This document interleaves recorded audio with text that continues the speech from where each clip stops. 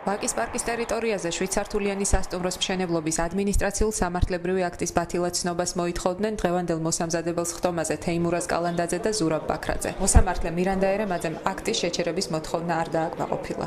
ჩვენ გვინდოდა რომ სანამ პროცესი არ დამთავრდება, შეწყდებს მშენებლობა. მოსამართლემ ჩათვალა რომ იქ მიმდინარე მშენებლობა, დღეს მიმდინარე მშენებლობა მოსარჩელებს არ აყენებს უშუალო და პირდაპირ ზიანს. სარჩელი, რომელსაც თბილისის საქალაქო სასამართლო უახლოესი ერთი თვის განმავლობაში განიხილავს, იმ რამდენიმე სამართლებრივი აქტის ბათილად-ცნობას ითხოვს, რომელიც ვაკის პარკში მიმდინარე მშენებლობის საფუძველს წარმოადგენს. დღესვე მოსამართლემ მოპასუხე მხარის ქალაქის არქიტექტურის სამსახურის შუამდგომლობის საფუძველზე სხდომა გადადო. შუამდგომლობა საქმეში მესამე მხარედ ინვესტორის ჩართვას შეეხებოდა. არქიტექტურის სამსახურის წარმომადგენლებმა პროცესი კომენტარის გარეშე დატოვეს.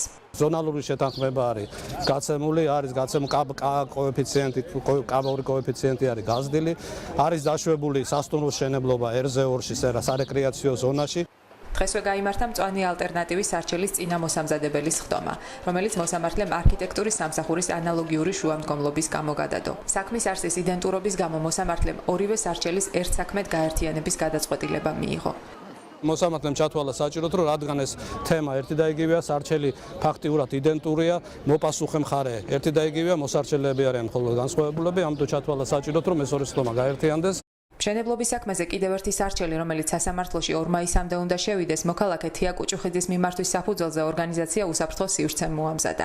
მივმართე ამ ორგანიზაციას, როგორც მოქალაქემ, რომელიც თვლის, რომ ვაკის პარკში სასტუმროს მშენებლობა არის უკანონოდ ნებადართული, რადგან მრავალსართულიანი სასტუმროს მშენებლობა პარკის ტერიტორიაზე არის მიუღებელი. ჩვენ იქამდე გავაგზავნოთ მორიგეობას, სანამ არ შეჩერდება აქ კანონიერად არ შეჩერდება მშენებლობა. პარტიზანი მებაღეები ვაკის პარკში ყოფილი რესტორან ბუდაპეშტის ტერიტორიაზე ამავე სახელწოდების 5 ვარსკვლავიანი სასტუმროს მშენებლობას რამდენიმე თვეა აპროტესტებენ. 24 საათიანი აქ ყოფნით ვახერხებთ იმას, რომ არ დაიწყეს არანაირი მშენებლობა 3 თვის მანძილზე.